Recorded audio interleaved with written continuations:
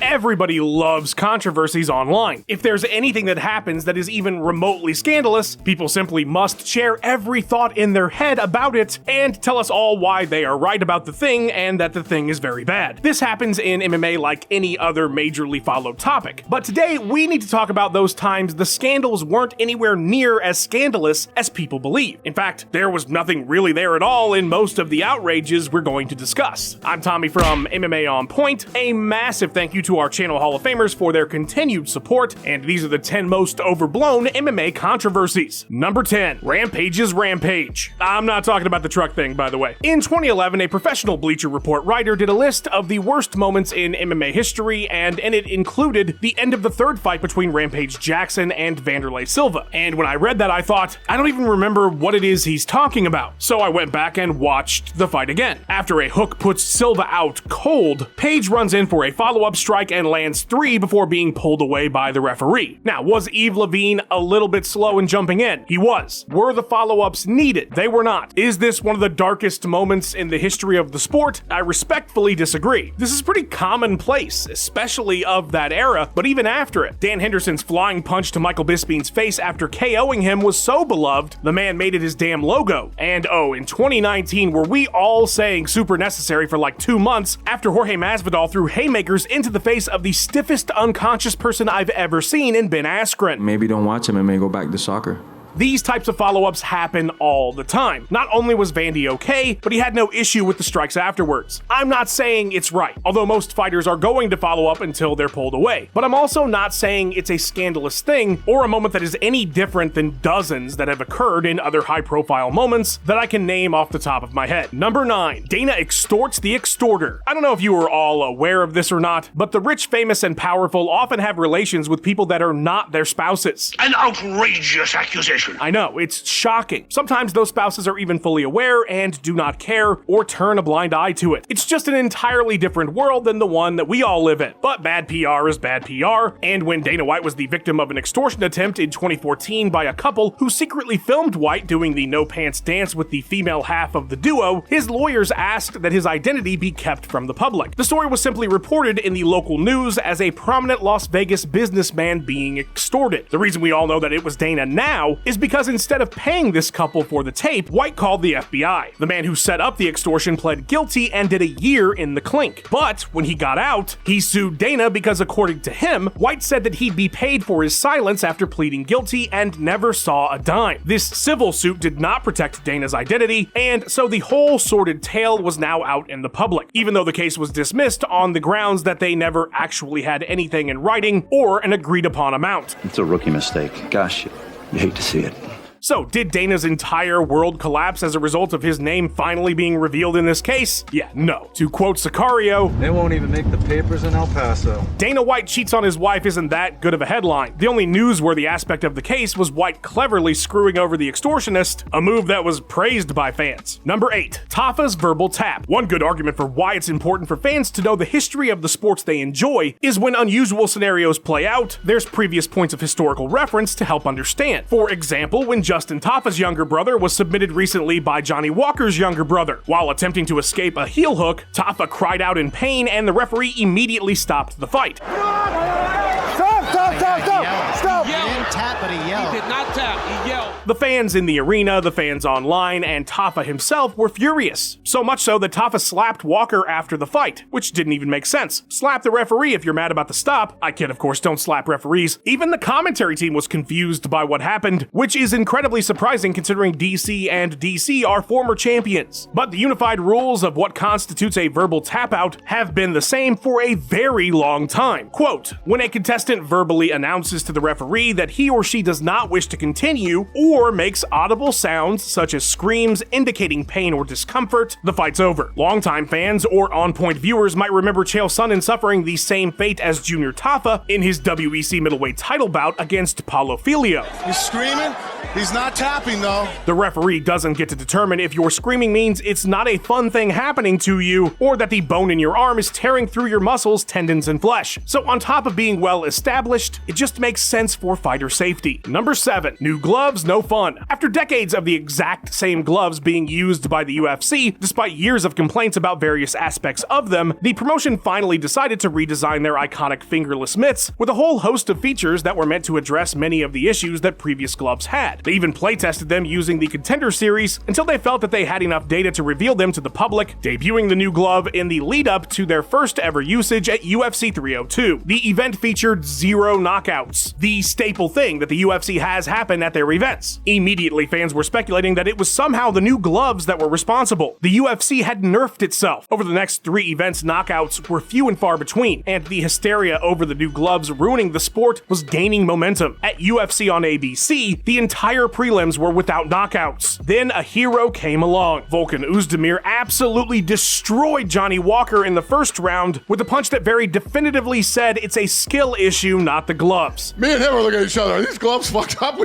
Believe me, we were saying the same thing. Over the history of the sport, there have been many dry spell events without KOs. It was simply too early, and there was nowhere near enough data to determine that the new gloves, which were thoroughly live tested, had any effect on knockouts. In the months since, the UFC feels just like it always has, and the panic has died. Now people just complain that the gold gloves are ugly. Number 6. Poatan Hill restart. This year's International Fight Week ended in scandal. Well, at least if you're Jamal Hill and pretty much nobody else. Although it appears in time that more fans have latched onto this one, which makes it a worthy entry. A strange sequence would end the light heavyweight title bout between Hill and Alex Pereira, where Poatan waved off Herb Dean, who was stepping in because Alex took a cup shot, and then KO'd Hill almost immediately after the action restarted. The argument from Jamal and others is that because Pereira waved the ref off after he called time, there was confusion as to whether the fight had actually restarted. The problem is, if it hadn't restarted, why did the two of you high-five acknowledging the restart? Why is Hill then actively finding range? And why do they both throw a punch at nearly the same time? If Jamal wasn't aware the fight had started back up, he certainly did everything to indicate otherwise. There's really nothing here, and as Floyd Mayweather famously reiterated after he knocked out Victor Ortiz in a far more questionable but also legitimate restart, is protect yourself at all times. Just protect yourself at all times, you know? Number 5. Stop the fight! Remember 4 years ago, 30 years ago, when the pandemic first started and the UFC rebranded Abu Dhabi as Fight Island and there weren't any fans, but Francisco Trinaldo knocked out Jai Herbert? Chances are it's one of the only Fight Island prelims you remember because of the scandal attached to it. Following a shot that leveled Herbert and appeared to end the fight, Herb Dean hesitated to step in and Trinaldo was forced to throw more strikes, prompting Paul Felder and Dan Hardy on commentary to lose their shit. Come on! It's not over. Stop the fight! That's the second time now, Dan. After the bout, Hardy confronted the referee in an argument that went viral and left many feeling that the commentator had crossed the line. Dana himself didn't mince words about it. If you work for me and you approach a referee or judge or an official, I will fire you that night on the spot. The problem with this whole scandal is that it didn't happen the way that everybody thinks it did. Hardy remained in the commentary area, and he did not initiate the confrontation. In the pin drop quiet arena, Herb heard Dan and Paul criticizing him and pleading for the fight to be stopped. Afterwards, footage on the broadcast shows Dean approaching Hardy in the booth, not the other way around. Dan did stand up, and they did have words, but he didn't rush into the cage or catch Dean on his way out. The referee was the one who initiated the conversation. The other aspect of this scandal that people misremember is Hardy being fired for it, but he was actually let go 6 months later for a completely unrelated incident. Number 4. TikTok thief. I'll be honest, I'm still not entirely sure why Addison Rae is famous, but famous she is. And more importantly, she's popular with the young folk, a crowd the UFC is always desperately courting in hopes that they'll give up the pirate life and pay $90 to watch fights.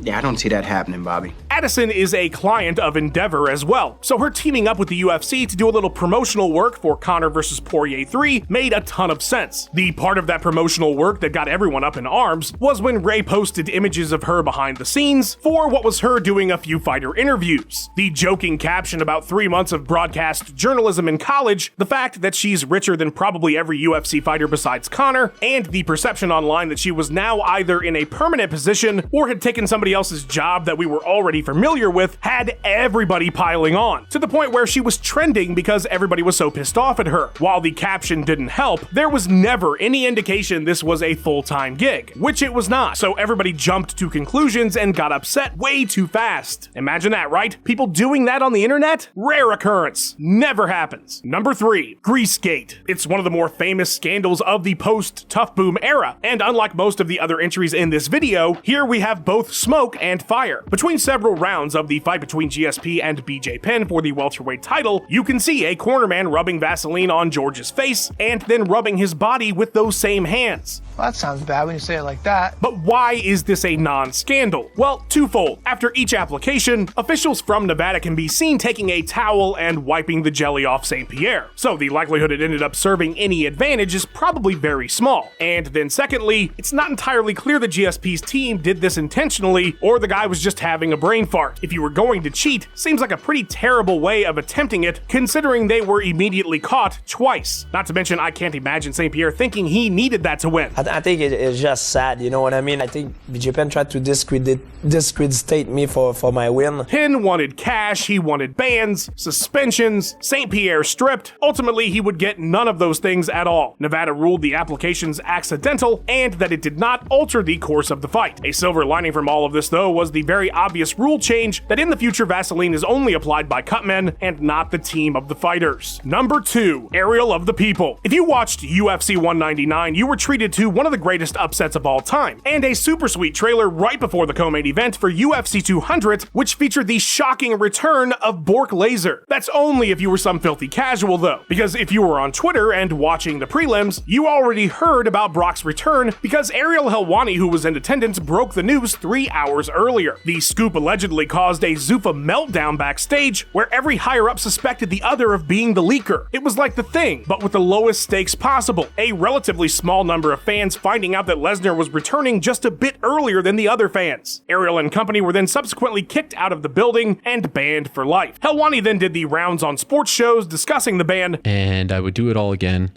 because I don't think that I did anything wrong. And 24 hours later, Zuffa reversed their position. But White maintained his stance of fuck Ariel Helwani. I don't give a shit what Ariel Helwani thinks. Now, besides MMA fans generally just hating media for existing, what really was the scandal here? The UFC were pissed because he ruined the surprise they wanted to have in the trailer? Well, an easy solution is don't tell him stuff then. Any reporter in any sport worth their salt, when they have a verified story, are going to share it with the public. It happens all the time in other sports. This wasn't anything that needed to be scandalous.